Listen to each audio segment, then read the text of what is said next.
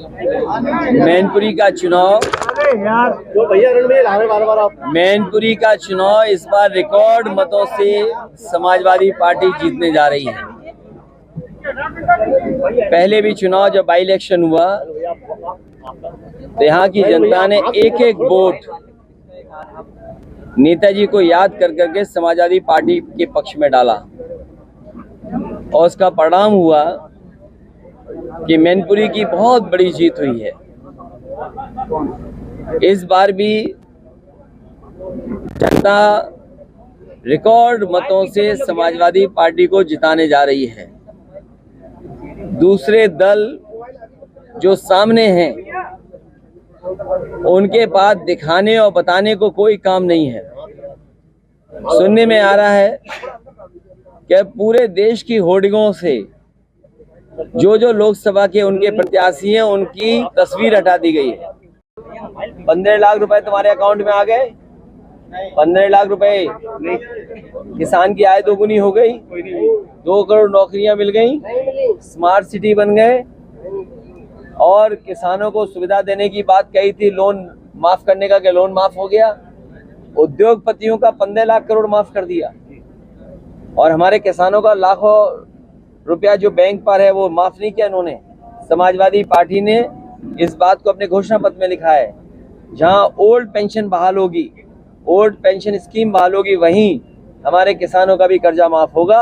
अगर उद्योगपतियों का कर्जा माफ हो सकता है तो हमारे किसानों का भी कर्जा माफ होगा। जितने भी लोकसभा के प्रत्याशी हैं उनकी बड़ी बड़ी होर्डिंग पर तस्वीर गायब है। जनता जब 10 साल का दिल्ली का आकलन करेगी और 7 साल उत्तर प्रदेश सरकार का आकलन करेगी तो वो सब चेहरे गायब हो जाएंगे। उत्तर प्रदेश से भारतीय जनता पार्टी का और देश की राजनीति से भारतीय जनता पार्टी का सफाया होने जा रहा है। महंगाई चरम सीमा पर इन्होंने पहुंचा दी। महंगाई इसलिए भी है कि कुछ लोगों को ये मुनाफा ज़्यादा कमाने दे रहे हैं। मुनाफा कमाने से और जिस तरीके से भ्रष्टाचार हुआ है इलेक्टोरल बॉन्ड में, क्या कोई सोच सकता है कि इलेक्टोरल बॉन्ड के बहाने ईडी, सीबीआई, इनकम टैक्स को आगे कर करके चंदा वसूला गया हो? 1000 करोड़, 600 करोड़, 400 करोड़। ये बीजेपी के लोग बहुत प्रचार कर रहे थे वैक्सीन का। सुनने में आ रहा है वैक्सीन वाले से भी इन्होंने चंदा वसूल लिया। उम्र का हिसाब किताब लगाएं तो 2014 में जुमला आया था, तो 2014 में जुमला आया और 2024 में घंटी आई, आपकी गारंटी और घंटी। तो जुमले से बड़ा कोई मामला है ये। जब जुमला पूरा नहीं हुआ तो गारंटी कैसे पूरी होगी? तो गारंटी तो 2 करोड़ नौकरी की थी, गारंटी किसानों की आय की थी, गारंटी एमएसपी की थी, गारंटी सस्ती बिजली की थी, गारंटी हमारे खाने पीने के सामान की थी।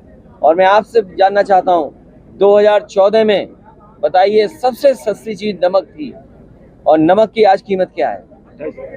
तो जो 14 में नमक सस्ता था आज बताओ कितना हो गया महंगा। सरसों की क्या कीमत थी, बाजार में क्या है और क्या सरकार दे पा रही है? आलू का किसान बर्बाद हो गया, गेहूं का बर्बाद हो रहा है, जबकि रेट दे सकते हैं। धान बर्बाद हो गया, कोई सुविधा नहीं किसानों को दी। अभी तक 10 परीक्षाएं वो लीक हो गई हैं। जानबूझ करके इन्होंने नौजवानों से नौकरी छीनी है। ये नौकरी नहीं छीन रहे हैं, ये आरक्षण नहीं देना चाहते हैं, क्योंकि वो जानते हैं सरकारी नौकरी देनी पड़ेगी तो आरक्षण देना पड़ेगा। ये आरक्षण नहीं देना चाहते, इसलिए नौकरी के जानबूझ करके पेपर लीक करा रहे हैं। और अग्निवीर जैसी व्यवस्था को कभी समाजवादी लोग स्वीकार नहीं कर सकते हैं। जो 4 साल की आधी अधूरी नौकरी है, आने वाले समय में हो सकता है ये खाकी वालों की भी 4 साल या 3 साल की नौकरी कर दें, तो सोचो इनका भविष्य क्या होगा। इसलिए सोच रहे हैं नौजवान और भारतीय जनता पार्टी का सफाया करने जा रहे हैं। मैंने कई बार फार्मूला बताया, फिर बताता हूं कि 60 लाख बच्चे जो प्रभावित हुए हैं परीक्षा लीक से, उनके केवल माँ बाप को अगर हम जोड़ दें, एक परिवार में अगर 3 सदस्य 3 वोटर हैं, उनका हिसाब किताब अगर हम लगा लें तो 3 गुणा 60 लाख 1 करोड़ 80 लाख, और यही 1 करोड़ 80 लाख अगर हम 80 लोकसभाओं में भाग दे दें तो हर लोकसभा में 2,25,000 वोट केवल पेपर लीक से नौजवानों का भविष्य डुबा करके कम हो गया है। तो ये सरकार कहां बचेगी? जो लोग 400 पार की बात कर रहे हैं वो हारने जा रहे हैं, अपनी हार छिपाने के लिए 400 पार कह रहे हैं।